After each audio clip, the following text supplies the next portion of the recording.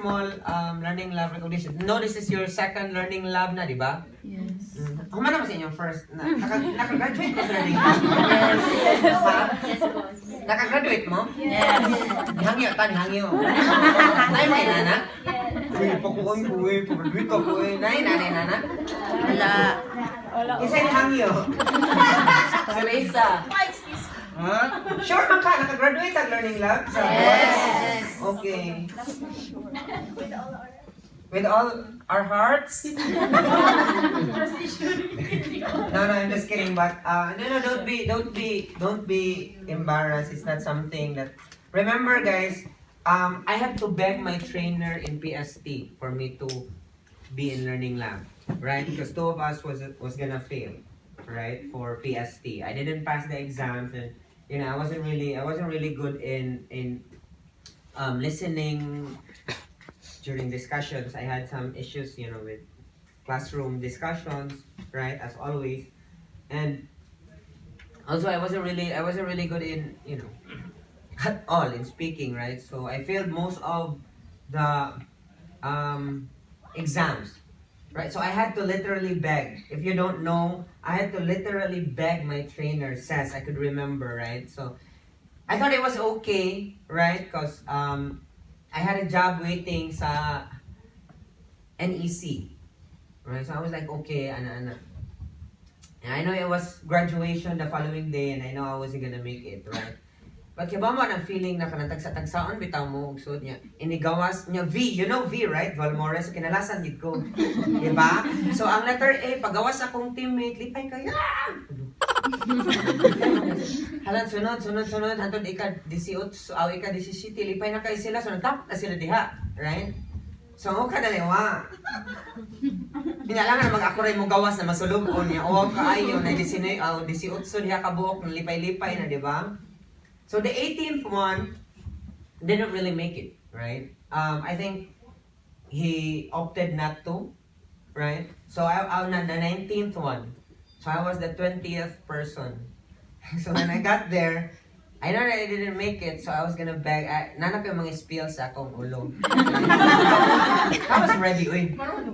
So the trainer was like, okay, ume, says, I know. You know that moment, right? When you have to set aside pride because, at some point, I was like, hey, I think I can give it another shot, right? And I know I wasn't really that committed. Hence, and this is true story, ha? I swear to God, this is true story. I'm not making this up.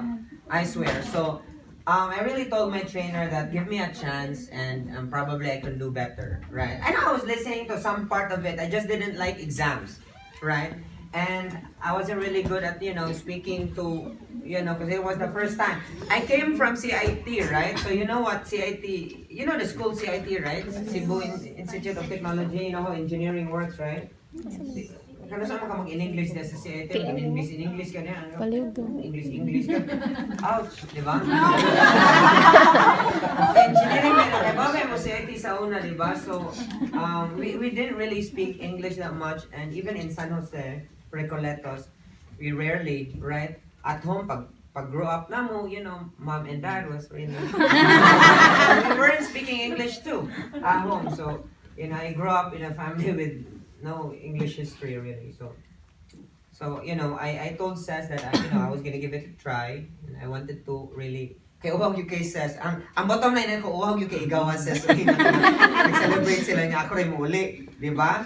So yeah, stuff like that. So but I had it in mind that I committed, right? Hey, give me time and I'll really make sure to make up for you because I know this is going to be kuan pud sa iyang end ba na someone did not graduate and failed from her class. So give me a chance, give me at least a week in learning lab and I'll prove you. After a week, if I'm not gonna pass, I'll probably go somewhere else, right? So my NEC, I love the NEC because it was in line of my course, right?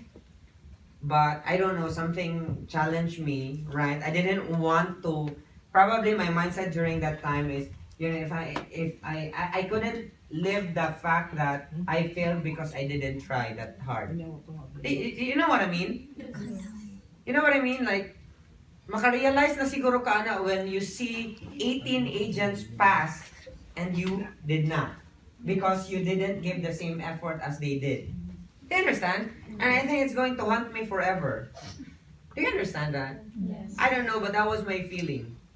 Right? If I'm gonna go home and then 18 of them will celebrate and I'm gonna go home and probably be in NEC after a week and then there they are, 18 of them are taking calls and I wasn't there and know that I could have done better, so I couldn't live that, right? So and NEC got actually close, right? So I don't know. Right. So so that was my story, right? So guess who was endorsed first to production in Learning Lab? So it was me, right? I got endorsed on the second week, right? So before that, there were 4 weeks, right?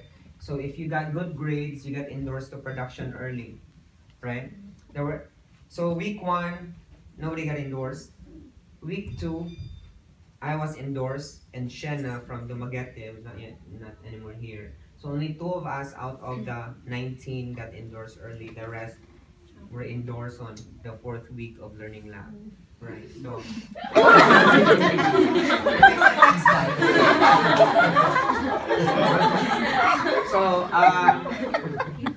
right, so also aside from that, I'm telling you, it's graduation anyway, right? So just a little background. Also, I was the first one who got endorsed to production, right? So I almost wasn't gonna make it. And then the second now is really to get that second goal now is to really to get regularized, right? It could be a fluke, right? So thing is, I didn't really want to go home every after shift without having to study. Diba? Right. So, do you have anything else? So, well, that's just my message, right? So again, congratulations everyone, and really looking forward to everyone's growth here, everyone's success. I know we're still at the stage of really making sure that we improve. And guys, if there's one thing that I'm gonna ask from you, I just ask you all to stick to one another and stay. Do you understand? Yes. I think that's the most important thing, right? Look after one another. Stick with your TL, stick with your teammates, and stick with your assist. Do you understand? Ha? Bubutong keyboard mo nito. Ang grabe na gipena. Ayaw sa siguro ma. Hapit ng end of month, hadap pa bi minikuan para top 2, top 1. May tag dito ka mata, oy, di mo ring ang alarm. Ay mo na guys, habad na ha. So, healthy lang siguro na competition. Ha? So, again, let's start with this. So, let's start with, Ako lang, ano? Sige, ako na lang. Okay, so, top 3 on SPS for Chat Learning Lab with an average score. Let's start with Team Myla. Top 3 let's have it for team, by the way, okay? Learning Lab with an average score of 38.33. Almazan Joseph.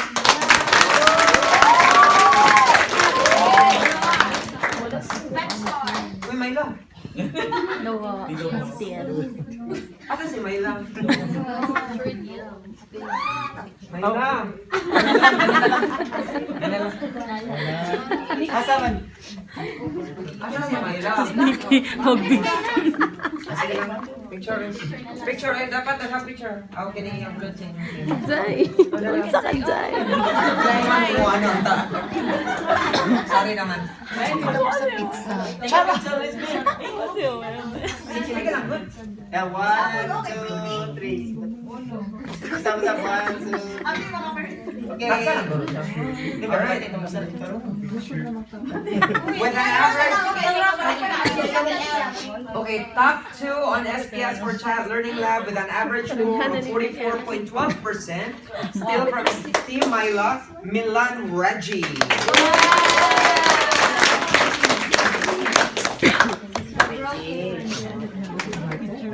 Nice na gay ko, ano, irig. Di ba, bahala ko i-love life ko niya. Adel? Adel?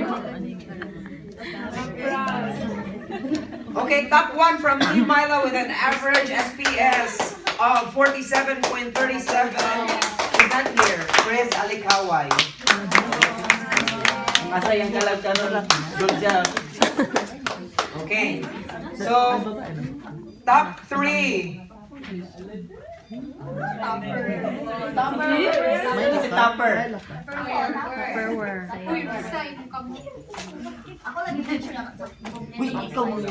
So SPS top 3 from Team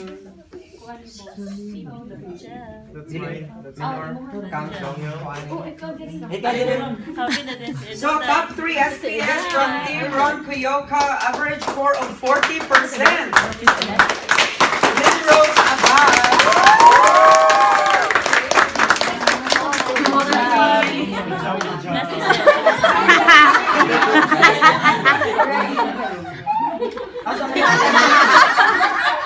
Ay, wait. Ayun. Thank you.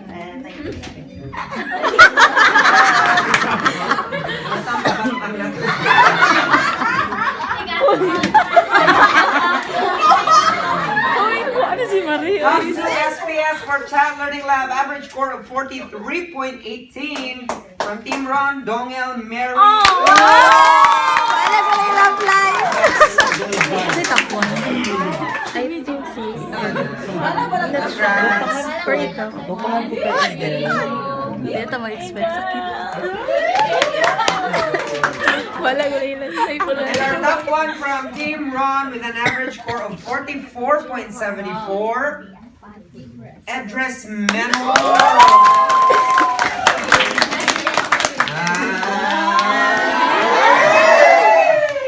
Hello, go water mo. Lenny din. Lenny na. Ay, Lenny.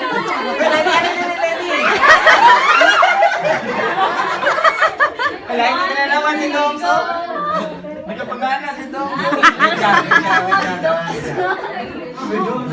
Lain na naman si Domso.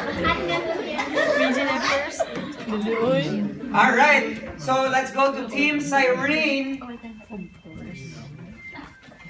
Ron, ikaw lang Lundi. Okay, so our top 3 agent from Team Cyrene with an average score of 66.67. This is about 35 surveys. Julie Malinaw.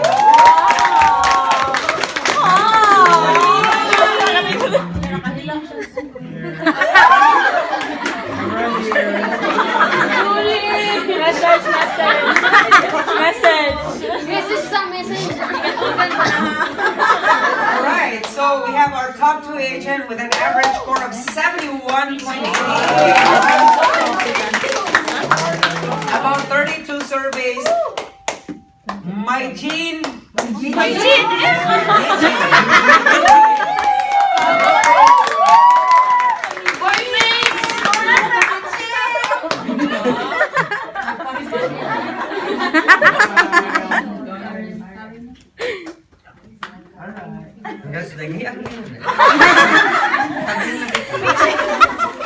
And our top 1 agent from Team Cyrene with an average score of 92.86. By the way, this one is September until the first week of October, okay? Okay, Mom and Learning Lab din, right? That is 92.86%. Sarona Karen!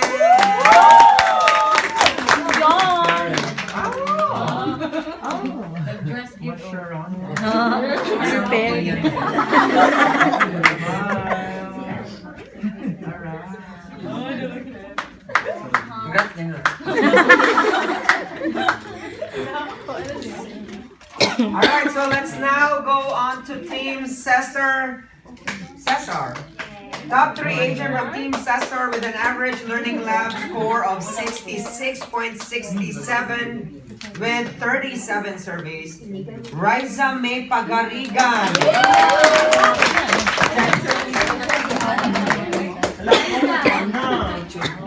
Maka-picture Okay nila. na. Tatlo na. Dali na, Lay. Teacher lang? Teacher ka. Good job, Riza. Ayun po, Awin. May gandaan ha. Tendencies mo, ha? Tendencies.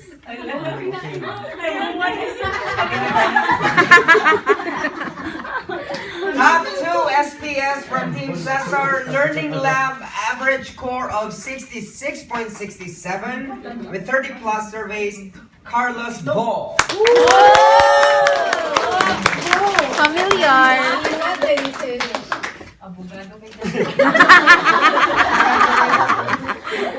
One, two, three, smile.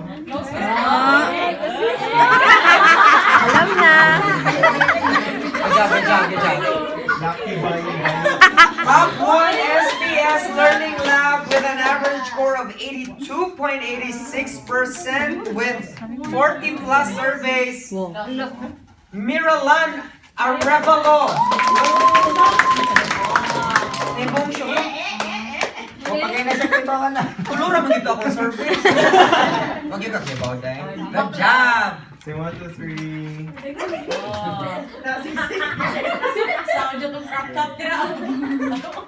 Wabon. So, you guys